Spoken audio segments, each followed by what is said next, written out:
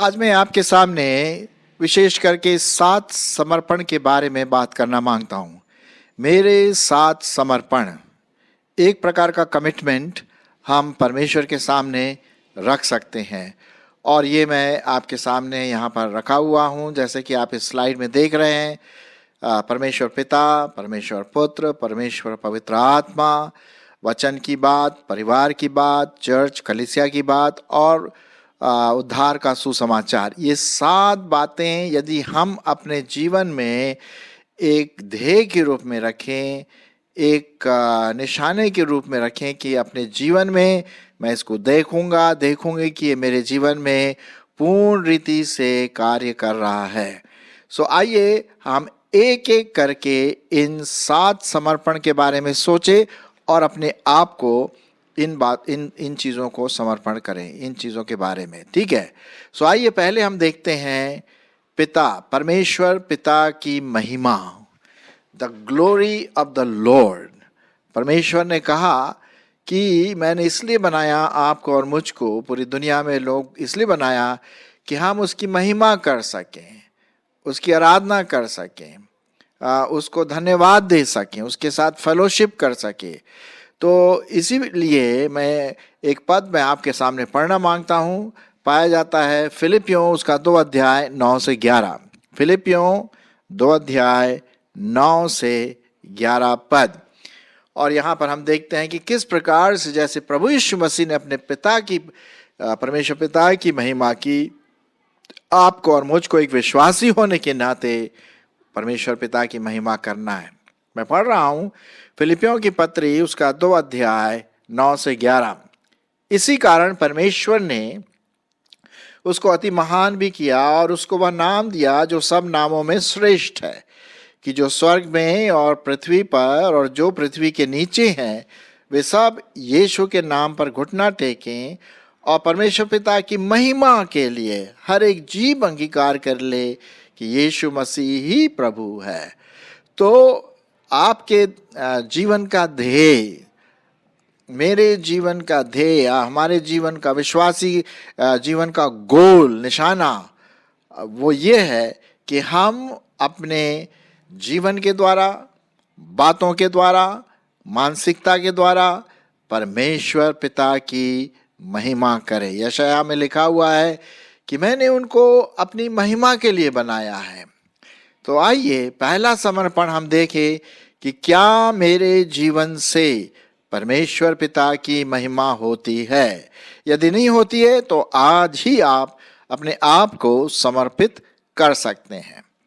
चलिए दूसरा समर्पण देख लें, वो है परमेश्वर पुत्र अर्थात यीशु मसीह के बारे में।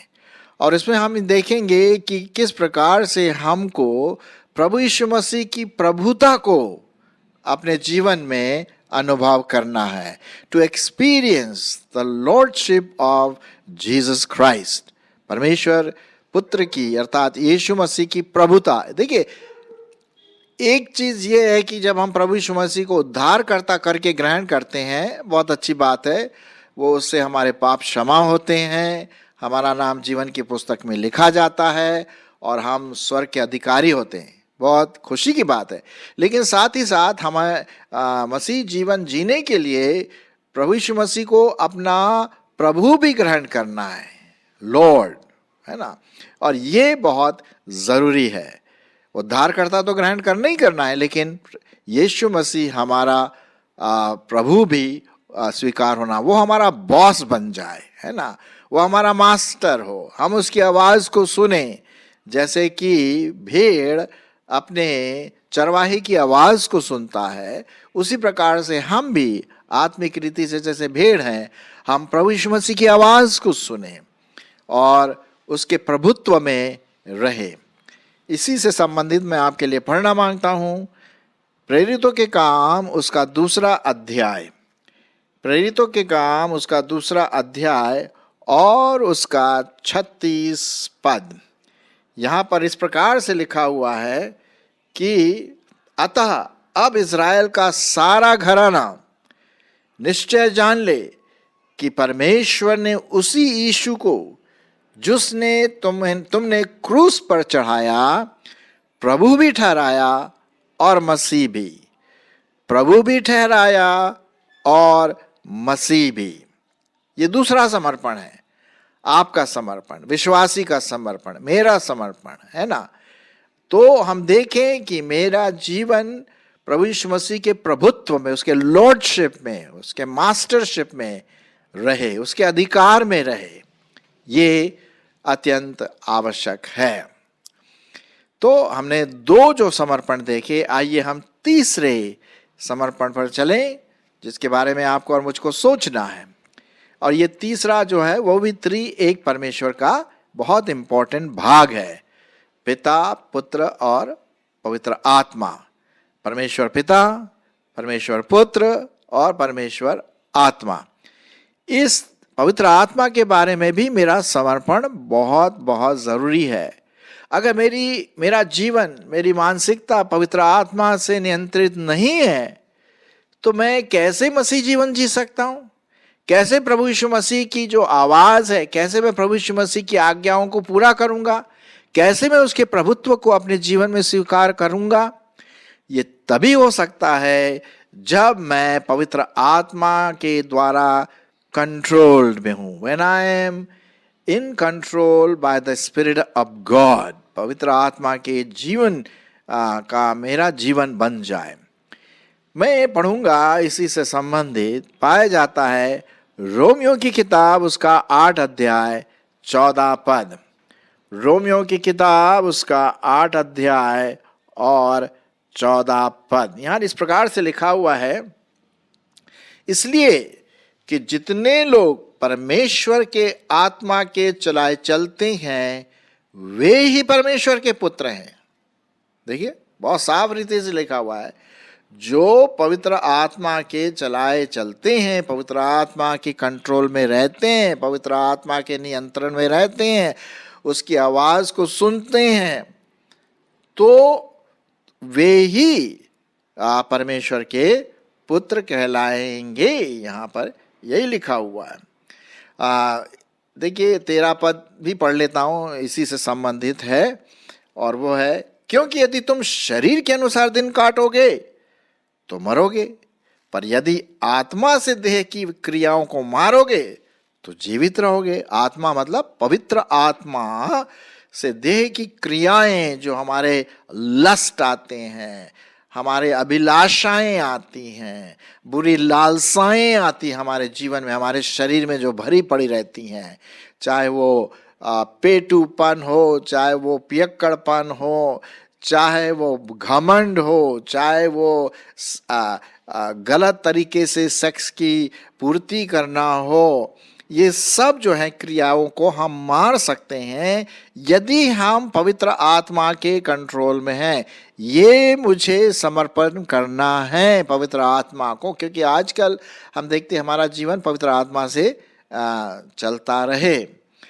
तब ये लिखा हुआ 14 पद में, इसलिए कि जितने लोग परमेश्वर के आत्मा के चलाए चलते हैं, वे ही परमेश्वर के पुत्र कहलाए जाएंगे। एक और पद इसी से संबंधित मैं पढ़ना मांगता हूँ, पवित्र आत्मा से संबंधित, और वो पाया जाता है इफिसियों की पत्री, उसका 5 अध्याय और 18 पद। इफिसियों की पत्री, उसका 5 अध्याय और 18 पद। यहाँ पर आप देखते हैं जो हमारा कॉन्टेक्स्ट है, जो हमारा संदर्भ है, वो ये है कि दाखरस और पवित्र आत्मा का एक अंतर किया गया है। लोग दाखरस पी करके क्या हो जाते हैं? मतवाले बन जाते हैं, उल्टी सीधी बातें बकते हैं, लड़ाई झगड़ा करते हैं, है ना। क्यों? क्योंकि वो दाखरस या शराब के नशे में रहते हैं। इसलिए एक विश्वासी को शराब के नशे में नहीं आना है। लिखा है इफिसियों 5:18, और दाखरस से मतवाले मत बनो, क्योंकि इससे क्या होता है? लुचपन होता है, पर पवित्र आत्मा से परिपूर्ण होते जाओ और आपस में भजन, स्तुति गान, आत्मिक गीत गाया करो, और अपने अपने मन में प्रभु के सामने गाते और स्तुति करते रहो। यह है जब पवित्र आत्मा का जीवन हमारे जीवन में आता है। तो यदि मेरा जीवन पवित्र आत्मा को समर्पित है, तब तो बल्ले बल्ले खुशी की बात, हालेलुया वाली बात आ जाती है, मेरा जीवन एक पवित्र जीवन हो जाता है। ठीक है, चलिए, तो हमने देखा पहला वाला, दूसरा समर्पण, तीसरा समर्पण। आइए चौथा समर्पण। 7 समर्पण के बारे में बात किया ना मैंने, तो चौथा समर्पण है कि मेरा समर्पण परमेश्वर के वचन को पढ़ना, सुनना, मनन करना और उसके अनुसार चलना। वचन बहुत इंपॉर्टेंट है। अभी मैं आपके सामने क्या पढ़ रहा हूं? बाइबल ही पढ़ रहा हूं, हाँ, वचन ही पढ़ रहा हूं। तो वचन तो बहुत बहुत सेंट्रल पॉइंट है हमारा, उसी के द्वारा हम सब जानते हैं परमेश्वर के बारे में, है ना। तो आप जानते हैं कि किस प्रकार से लिखा हुआ है 2 तिमोथी उसका 3 अध्याय और उसका 16वां पद, 15 और 16, 15, 16, 17। सुनिए, यहाँ पर तिमोथी जो था, परमेश्वर का दास, वचन को समर्पित था, वचन को याद किया, वचन पर मनन किया। और पौलुस यही बात कहता है कि वचन जो है बहुत इम्पोर्टेंट है, बहुत महत्वपूर्ण है हमारे मसीह जीवन के लिए। उसी से हम सब इंफॉर्मेशन जानते हैं, है ना। चलिए मैं पढ़ देता हूँ 2 तिमोथी 3 अध्याय 15, 16, 17। और बालकपन से पवित्र शास्त्र तेरा जाना हुआ है, जो तुझे मसीह पर विश्वास करने से उद्धार प्राप्त करने के लिए बुद्धिमान बना सकता है। संपूर्ण पवित्र शास्त्र परमेश्वर के फूंक से, परमेश्वर की आत्मा से रचा गया है और उपदेश और समझाने और सुधारने और धार्मिकता की शिक्षा के लिए लाभदायक है। यहाँ पर आपने नोट किया होगा कि मैंने वो शब्द नहीं पढ़ा, संपूर्ण पवित्र शास्त्र परमेश्वर की प्रेरणा से रचा गया है ना। आपने सोचा होगा अरे मैंने गलत पढ़ा, नहीं, एक्चुअली जो वर्ड प्रेरणा है वो गलत ट्रांसलेशन है। परमेश्वर के फूंक से लिखा गया, परमेश्वर के श्वास से लिखा गया, पवित्र आत्मा की सामर्थ्य के द्वारा लिखा गया है, इसलिए ये बहुत जरूरी है। और ये परमेश्वर का वचन क्या करता है? हमें समझाता है, सुधारता है और हमारी शिक्षा आत्मिक जीवन के लिए बहुत लाभदायक है। क्यों? ताकि परमेश्वर का जन सिद्ध बने और हर एक भले काम के लिए क्या हो जाए? तत्पर हो जाए, तैयार हो जाए, है ना। तो वचन को हमें समर्पित करना है। क्या आपका जीवन वचन को पूरी रीति से, वचन पर पूरी रीति से समर्पित है ना। ये चौथा समर्पण, उसके बारे में हम यहाँ पर बात कर रहे हैं। ठीक है, तो जरूर इस पर मनन करें। भजन संहिता 1 अध्याय इसी के बारे में लिखा है ना, कि जो धर्मी व्यक्ति है, जो विश्वासी है, वो उल्टे सीधे कामों में नहीं, लेकिन वचन पर मनन करता है, सोचता है, विचारता है, मंथन करता है, प्रश्न पूछता है अपने आप से कि मेरे लिए क्या यहाँ पर लिखा है, क्या मतलब है इसका। यही है वचन को पूर्ण रीति से अपने जीवन में ढालना। तो ये तो हो गया चौथा समर्पण। आइए 5वां समर्पण भी देख लेते हैं, और वो समर्पण है कि हम अपने परिवार को बिल्कुल भी न भूलें। कभी कभी लोग क्या करते हैं, विश्वासी बन जाते हैं और अपने परिवार को छोड़ देते हैं, अपनी जिम्मेदारी को छोड़ देते हैं। नहीं नहीं नहीं नहीं, प्रभु यीशु मसीह जब क्रूस पर थे, लास्ट मिनट तक उन्होंने, जब क्रूस पर लटके हुए थे और जब उनकी माँ मरियम क्रूस से लिपटी हुई शायद दुखी होगी या रो रही होगी, हमें तो पता नहीं, लेकिन एक माँ के दिल में जो गुजर रहा होगा उस समय हम समझ सकते हैं। तब यीशु मसीह क्या कहते हैं? अपने माँ की चिंता करते हैं। और उन्होंने कहा एक डिसाइपल से, एक चेले से, कि देखो ये तुम्हारी माँ है। फिर अपनी माँ से कहा देखो ये तुम्हारा बेटा है। मतलब उन्होंने मरते, बलिदान होते समय तक अपने सगे संबंधी अर्थात माँ को नहीं भूला। तो एक विश्वासी के होने के नाते हमें भी अपने परिवार की जितना हो सकता है देख रेख करें। हम कभी भी ऐसी बात ना करें जिससे ये पता पड़े कि हम अपने परिवार की चिंताएं बिल्कुल नहीं करते हैं। हम विश्वासी हैं जी, अब हम अपने पर नहीं नहीं नहीं नहीं, जहाँ तक हो सकता है हमें उनको देखना है, उनकी सहायता करना है, माँ बाप की, भाई बहन की, जितना हो सकता है। मैं इसके संबंध में मैं आपके लिए पढ़ना मांगता हूँ 1 तिमोथी 5:8। 1 तिमोथी उसका 5 अध्याय और 8 पद। पर यदि कोई अपने रिश्तेदारों की, विशेष रूप से अपने परिवार की चिंता न करे तो वह विश्वास से मुकर गया है और अविश्वासी से भी बहुत बुरा बन गया है ना। तो यहाँ पर तो बहुत साफ रीति से लिखा हुआ है कि हर एक विश्वासी भाई बहन अपने परिवार की, विशेष करके माँ बाप की, अपने भाई बहन की, जो सगे संबंधी हैं, हो सकता है वो विश्वासी न हो, कोई बात नहीं, हमें उनको नहीं छोड़ना है जितना हो सके। हाँ, अगर वो छोड़ देते हैं, क्योंकि अगर आप विश्वासी बन जाते, कभी कभी क्या होता है कि वो बोलते कि तू हमारे घर से निकल जा, हमें तेरे को कोई मतलब सरोकार नहीं है, तो वो बात अलग है, लेकिन एक अपनी तरफ से नहीं छोड़ना है। परमेश्वर का वचन कहता है कि हमें उनकी देखभाल करना है जितना भी हो सके, तभी तो हम परमेश्वर का प्रेम उनको दे सकते हैं। ठीक है, तो ये 5वां समर्पण हुआ। चलिए 6वां समर्पण भी देख लेते हैं, और वो है हमारे चर्च के प्रति, हमारी कलीसिया के प्रति।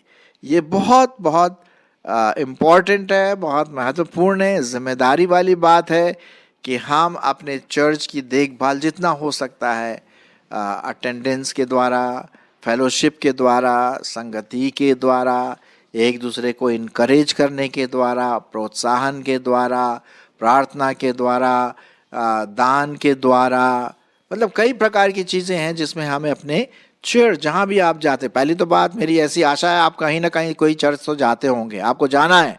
ये मत बोलिए कि मैं अपना ही घर में कर लेता हूँ, नहीं, आपको एक ऐसे चर्च जाना है जहाँ पर परमेश्वर के वचन का प्रचार होता है। तो ये बात बहुत ज़रूरी। तो एक समर्पण ये भी है कि आप अपने चर्च के लिए जितना हो सकता है, कलीसिया के लिए तैयार रहें, ताकि आप अपने चर्च का एक भाग बन जाए, क्योंकि वो एक आपका बॉडी, आपका शरीर है। दूसरे लोग आत्मिक रीति से जुड़े हुए हैं प्रभु यीशु मसीह में। इसी से संबंधित मैं पढ़ना मांगता हूँ इफिसियों की पत्री उसका 4 अध्याय। इफिसियों की पत्री उसका 4 अध्याय और 15 और 16 पद। क्या लिखा हुआ है? 15 और 16 पद। वरन प्रेम में सच बोलें और सब बातों में उसमें जो सिर है अर्थात मसीह में बढ़ते जाएं, जिससे सारी देह मतलब पूरा चर्च, पूरी कलीसिया हर एक जोड़ की सहायता से एक साथ मिलकर और एक साथ गठकर उस प्रभाव के अनुसार जो हर एक अंग के ठीक ठीक कार्य के करने के द्वारा उसमें होता है, अपने आप को बढ़ाती है कि वह प्रेम में उन्नति करती जाए। मतलब चर्च, हमारी चर्च जो है, कलीसिया है, वो क्या है? उन्नति करती जाए, बढ़ती जाए, है ना। लोग नंबर में भी बढ़े और अपने आत्मिक जीवन में, क्वालिटी में भी बढ़ सके। और इसके लिए आप और मैं एक जिम्मेदार विश्वासी हैं कि हम देखें कि हमारे चर्च की उन्नति, हम पास्टर की सहायता करें, उसके विजिटेशन में, कभी दान देने में, मतलब तरह तरह की चीज़ें हैं जो अपने चर्च के लिए कर सकते हैं, है ना। जवानों के लिए कुछ कार्यक्रम करें। तो इस प्रकार से आप एक समर्पण करें अपने चर्च के प्रति, ठीक है ना। तो ये तो हो गई 6वीं बात। और अब आ गई आखिरी बात। और आखिरी बात ये है, आखिरी समर्पण मतलब 7वां समर्पण, आखिरी समर्पण तो नहीं, 7वां समर्पण। और वो है कि मैं जब भी हो सके उद्धार का सुसमाचार दूसरों को सुनाऊं। हो सकता है मेरे दोस्त यार, स्कूल कॉलेज जहां मैं काम करता हूं, करती हूं, टीचर हूं, बैंक में हूं, कंपनी में हूँ, जहाँ कहीं भी हूँ, मेरे यहाँ जो काम करते हैं, पोछा लगाता है, पोछा लगाती है, सर्वेंट जो भी हो, उनको प्रभु यीशु मसीह के बारे में कम से कम एक बार तो बताऊं। ये जिम्मेदारी है। आपके जहाँ आप सामान खरीदते हैं, केमिस्ट की शॉप है, डॉक्टर की दुकान है, सब्जी वाले की दुकान है, या जो भी आपके संपर्क में आता है, एक बार कम से कम उन्हें सुसमाचार सुनाएं कि प्रभु यीशु मसीह कौन है। ये बहुत ज़रूरी है। एक समर्पण आप करें, बहुत ज़रूरी है। प्रभु यीशु मसीह ने क्या कहा जाने से पहले? मत्ती रचित सुसमाचार उसका 28 अध्याय और उसका 18 से 20 क्या लिखा हुआ है? यीशु ने उनके पास आकर कहा, स्वर्ग और पृथ्वी का सारा अधिकार मुझे दिया गया है। इसलिए तुम जाकर सब जातियों के लोगों को चेला बनाओ और उन्हें पिता, पुत्र और पवित्र आत्मा के नाम से बपतिस्मा दो और उन्हें सब बातें जो मैंने तुम्हें आज्ञा दी है मानना सिखाओ, और देखो मैं जगत के अंत तक सदैव तुम्हारे साथ हूं।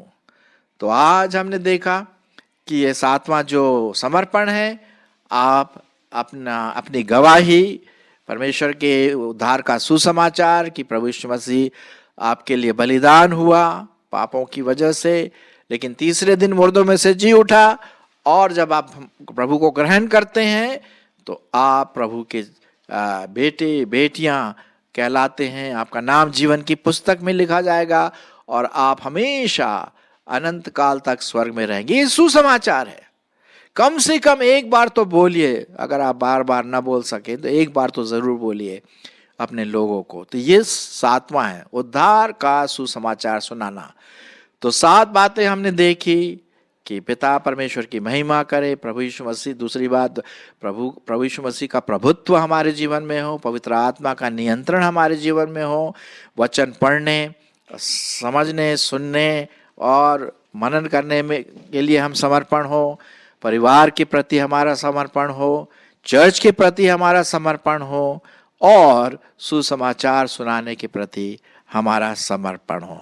तो आइए, आशा है इन 7 समर्पण एक यादगारी है मेरे लिए और आपके लिए कि हम अपने जीवन में इन बातों को आगे रखें और परमेश्वर की अनुग्रह से उसको पूरा करने की कोशिश भी करें।